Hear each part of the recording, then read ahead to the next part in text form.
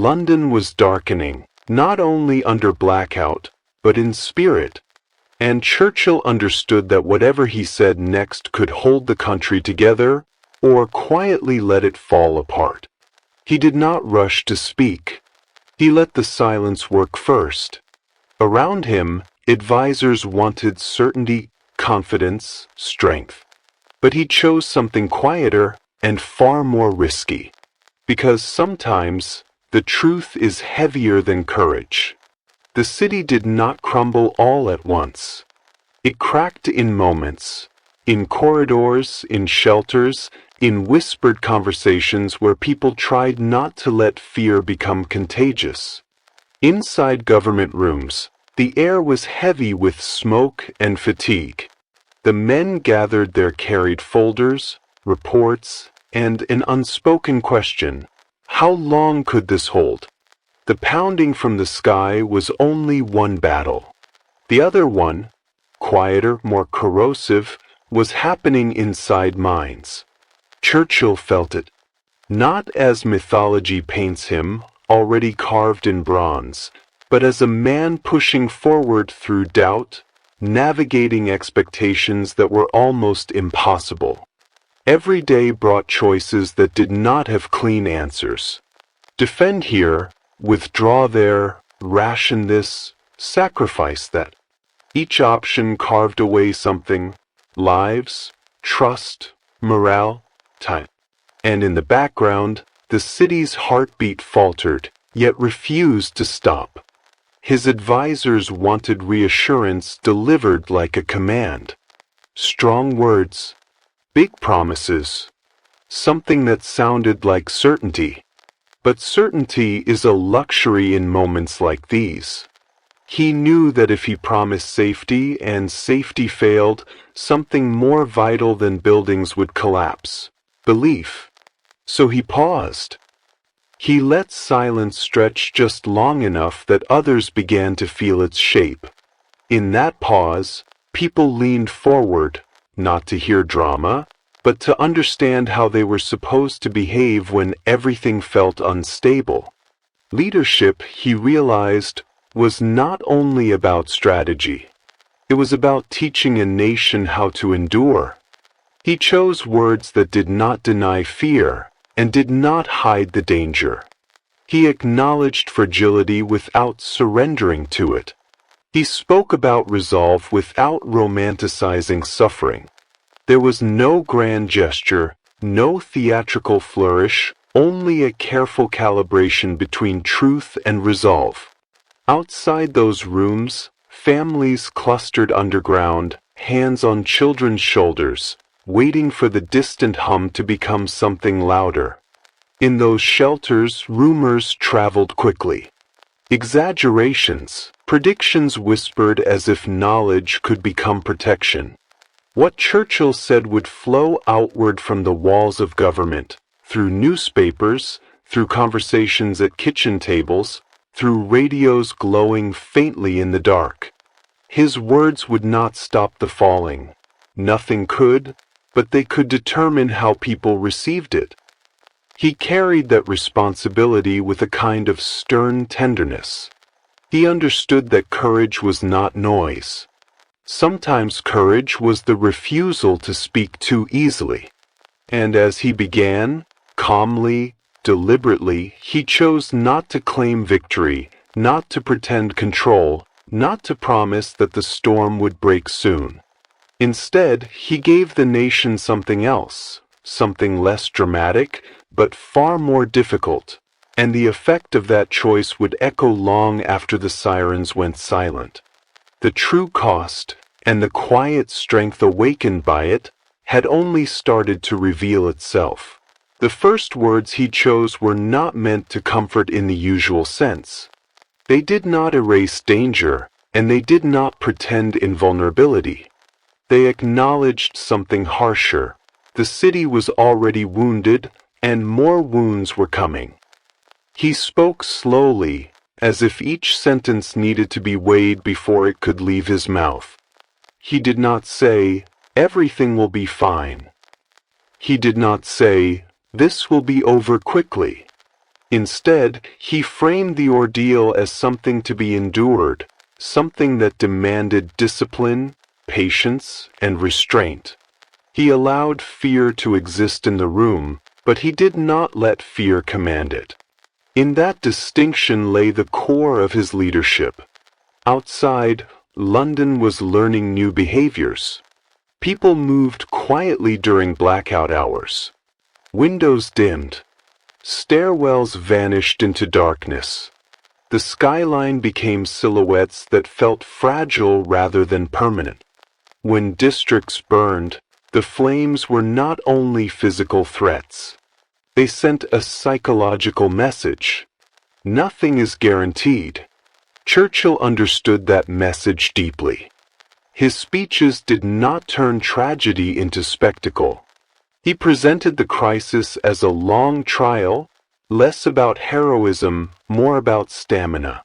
He shifted expectations gently, away from victory as glory, toward endurance as duty.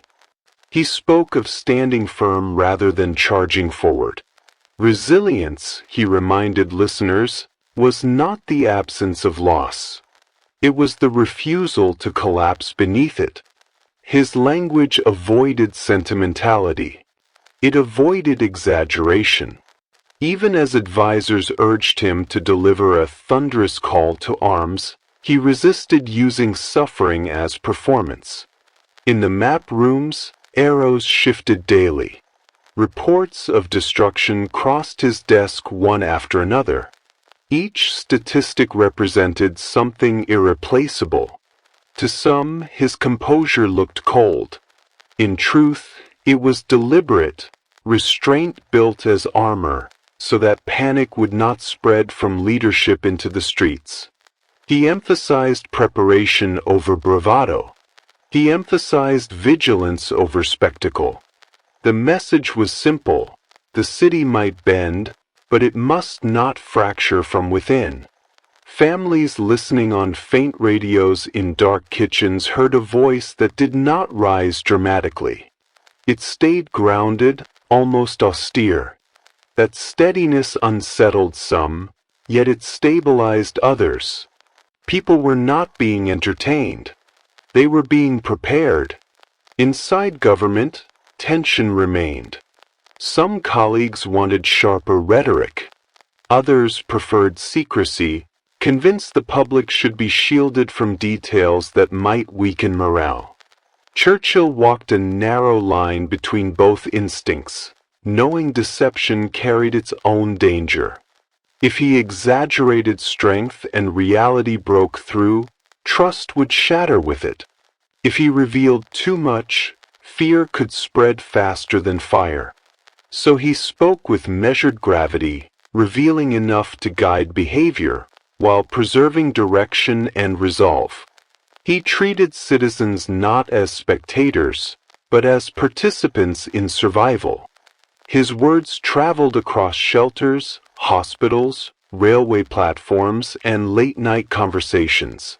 They asked for something difficult: composure, restraint, patience, not for a moment, but for however long it would take. He understood the weight of that request. Fatigue would accumulate. Doubt would reappear. Eventually the question would shift from, "Can we endure this?" to, "How much longer must we endure?" Behind his calm manner, that question haunted him too.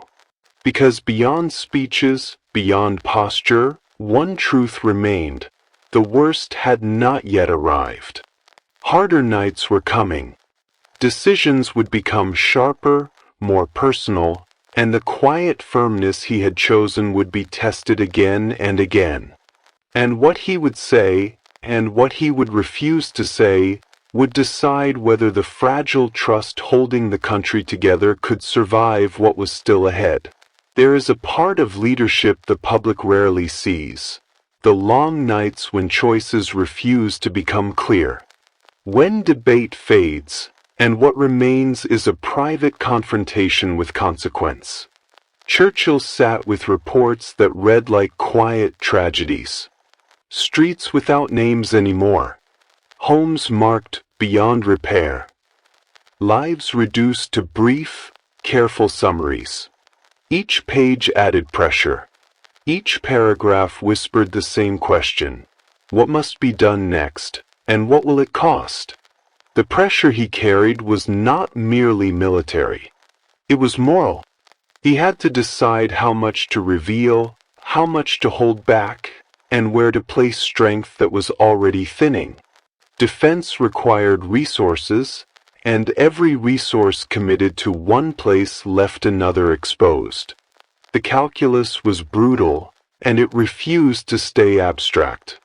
He studied options that offered no clean victories. Reinforce London more heavily and risk leaving other regions vulnerable.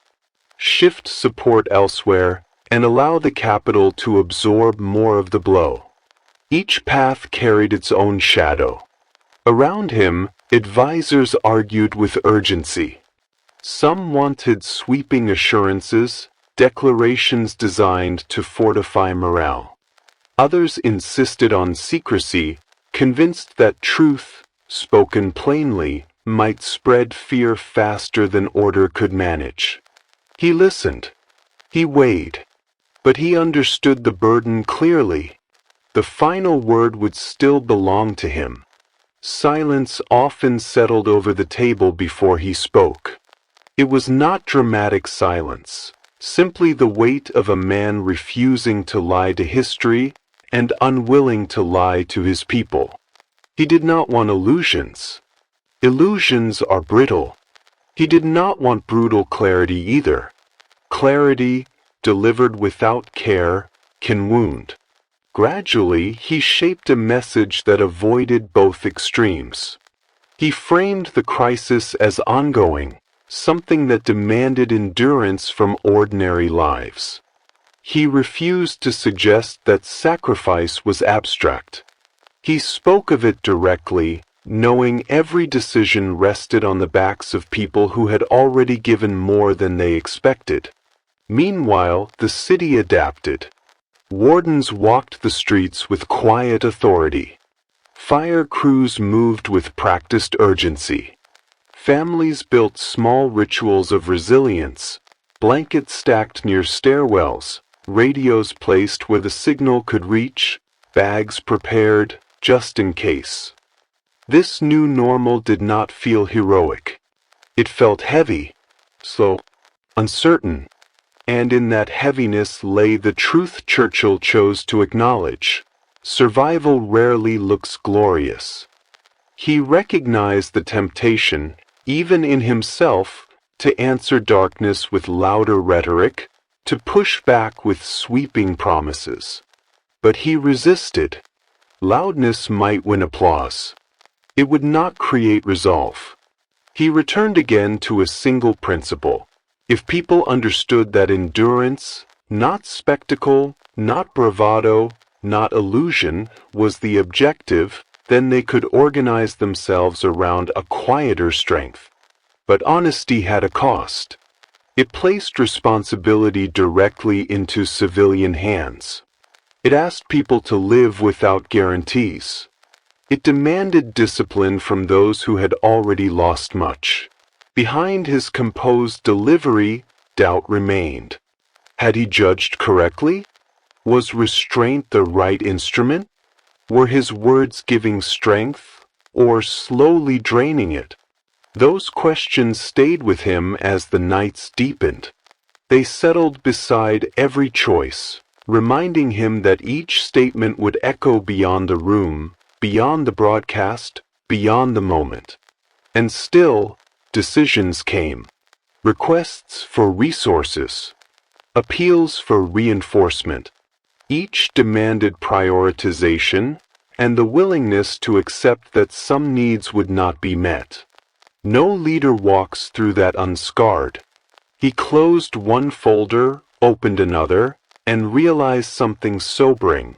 The crisis was not only testing the nation, it was reshaping the very meaning of leadership. The decision now waiting on his desk would force him to choose between preserving morale and acknowledging a harsher truth. Whichever path he chose would reveal, to the people and to himself, what kind of resolve this moment truly demanded. And the weight of that choice had only begun to settle. The request on his desk looked simple at first. More protection, more reinforcement, more visible assurance for the capital. But beneath the formal language, the reality was blunt. To strengthen London, something else would have to weaken. That was the calculation few dared to say aloud. He read through the reports slowly.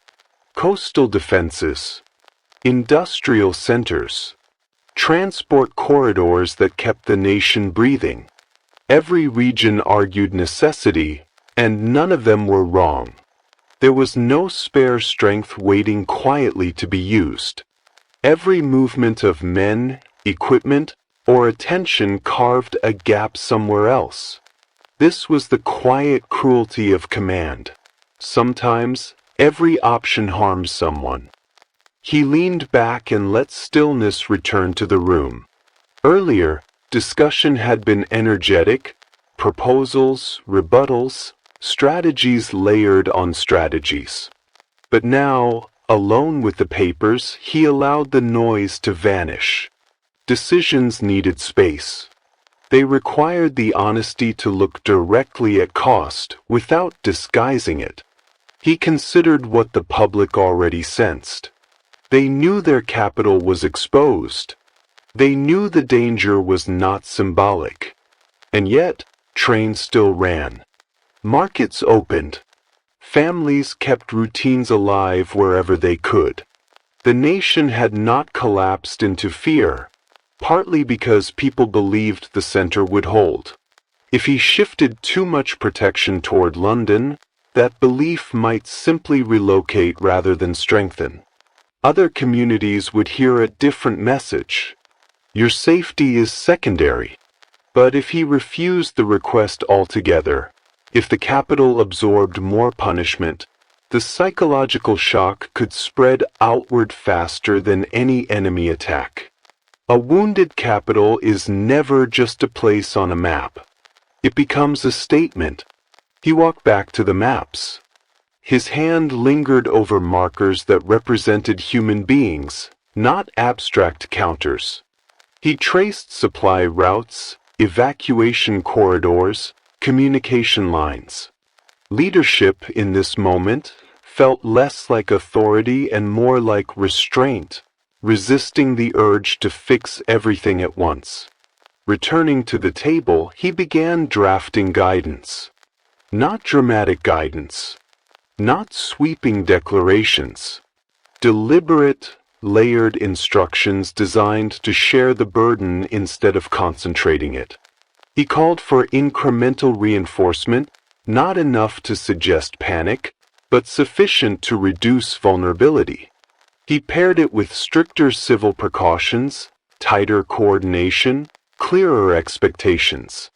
Instead of promising that London would be made safe, he emphasized that it would become better prepared. The distinction was subtle and critical. Language shapes perception. Perception shapes behavior.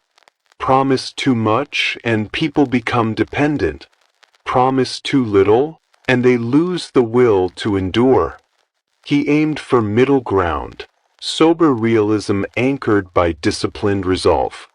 Advisors debated every phrase. Some urged bolder assurances.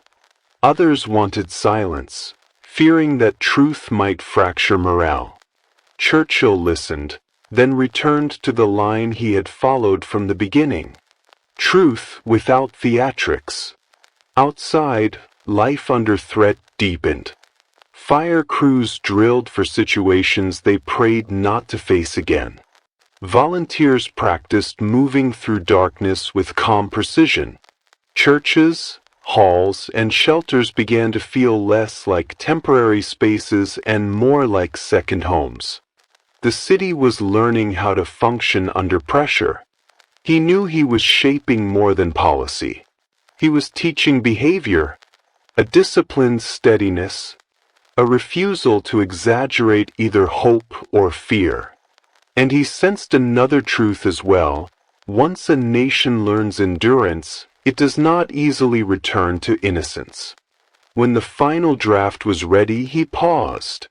Not with relief, there was none, but with the awareness that another turning point had been crossed. He had chosen balance over spectacle, incremental resilience over dramatic gestures. Yet he understood the risk. Slow, careful guidance can feel inadequate to those desperate for certainty. Some would argue he had done too little. Others would fear he had revealed too much. The results would not appear instantly. They would unfold quietly, in how families prepared, in the tone of conversations, in whether trust deepened or frayed as days passed. He signed the document, aware that signatures carry consequences long after ink dries. And as he set the pen aside, another report slid across the table, threatening to disrupt the fragile equilibrium he had just constructed, and forcing yet another reckoning with what the nation could still endure. The report was not loud. It did not arrive with sirens, headlines, or the frantic urgency that usually signals disaster. It came instead as a quiet document, carefully worded, almost restrained. But its meaning was unmistakable. Damage assessments, infrastructure strain, civilian fatigue, a pattern forming beneath the statistics, suggesting that endurance, the very quality he had asked for, was reaching its limits in certain places. He read slowly. Rail lines under pressure. Hospitals stretched thin. Neighborhoods struck more than once, showing signs of quiet despair. Not chaos. Not collapse. Something subtler. A fraying at the edges. The dilemma sharpened. He had built his message on restraint, honesty, composure. He had taught the nation to hold steady. But a question began to surface with new clarity. How long can steadiness sustain people before it starts to feel like abandonment? Leadership, he knew, is not a straight line. It bends. It adjusts. It recalibrates. Yet every adjustment risks contradiction. If he suddenly changed tone, turning from sober realism to heightened urgency, people would wonder, what changed? What aren't we being told? He placed the report aside, then lifted it again. Reading once was analysis. Reading twice was acknowledgement. Inside were photographs, not for public release, but for understanding. Streets boarded in silence. Children near shelters with expressions older than their years. Adults carrying on with careful determination, their posture revealing what their voices refused to say. He felt the weight of their patience. Should he press harder? Ask for more vigilance, more sacrifice, more discipline? Or would pressing harder fracture something essential, the fragile thread of trust that was still holding the city together? He called for a small meeting. No speeches. No audience. Only the few he trusted to speak plainly. They discussed not weapons or troop movements, but psychology, the mental climate of a nation, the erosion that occurs when people live too long under tension without release. Some argued the public needed uplift. A symbol, a phrase, something to lift spirits. Others warned that artificial uplift, unanchored to reality, would disappear at the first sound of sirens. He listened quietly. Endurance, he realized, cannot survive on discipline alone. It needs meaning, a reason that makes restraint feel purposeful. So he revised his approach. Not louder, not grander, wider. He began shaping a message that would broaden the frame. He would not speak only about hardship and vigilance. He would speak about why the nation endured, what it protected, what future it refused to surrender. He would not exaggerate. He would not invent hope, but he would connect suffering to direction, sacrifice to continuity. He drafted lines that acknowledged fatigue honestly, refusing to scold those who felt it. He recognized the exhaustion, honored it, and placed it inside a larger horizon. And alongside the words came structure, better coordination for relief, clearer communication, visible signs that effort was being organized. Words without systems are fragile. He would not rely on language alone. Yet beneath all of it remained an unsettling truth. Once purpose is invoked, it must be sustained. People who understand why will eventually ask, for how long, and no one, including him, could answer with certainty. He paused over his closing sentences. They did not promise quick resolution. They did not romanticize endurance. They offered something quieter, the idea that perseverance is not the absence of struggle, but the decision to continue despite it. Some would think it insufficient. Others would find exactly what they needed. What mattered was that it was honest, and honesty, delivered carefully, could still hold a nation together. He set the document aside, ready to present it, when a message arrived that pulled him back into uncertainty, threatening to alter everything he had just prepared. The development was not catastrophic. It was a signal, the kind that reveals deeper strain beneath the surface.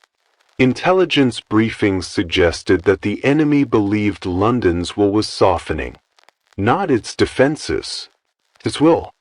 The broadcasts, the measured tone, the emphasis on endurance over spectacle. Some analysts worried these had been read abroad as fatigue rather than discipline. That interpretation carried danger. If morale appeared to be weakening, pressure might increase. Strategic choices elsewhere could shift toward escalation. And suddenly, the very restraint he had chosen, deliberate, humane, carefully considered, risked being mistaken for weakness. He sat with that possibility. For a moment, competing demands stood in sharp relief. Speak too softly, and you risk being misunderstood. Speak too loudly, and you distort the truth. He reviewed transcripts of his recent addresses, not as a statesman seeking admiration, but as an architect testing whether the structure could bear the weight placed on it. The words had integrity, honesty, proportion, but viewed from the outside, by those looking for vulnerability, the tone might seem uncertain. He walked to the window. The city beyond was not collapsing. It was adapting. Orderly cues. Quiet obedience to blackout regulations. People moving with purpose instead of panic. Not weakness, discipline. Yet discipline, when understated, rarely announces itself. He understood what needed adjusting. Not the truth, but the framing. The next address would remain restrained, still sober, still anchored in reality. But there would be something stronger beneath it, a clearer signal that quietness was not surrender, that silence did not imply doubt, that patience itself could stand as defiance. He began drafting language that did not roar, yet carried steel inside it. He would acknowledge loss, fatigue, fear, and then recast endurance not as passive survival, but as an active choice renewed every day by ordinary lives. He also recognized that tone alone would not suffice. Actions had to support words, clearer communication with allies, firmer posture in messages sent abroad, subtle signals that the nation was not only braced, but prepared. The work went deep into the evening. Drafts crossed his desk, revised and revised again. Lines that sounded beautiful were removed if they risked sentimentality. Strong phrases were trimmed if they inflated the moment beyond what reality allowed. He was shaping not a performance, but a state of mind. History often imagines turning points as singular declarations.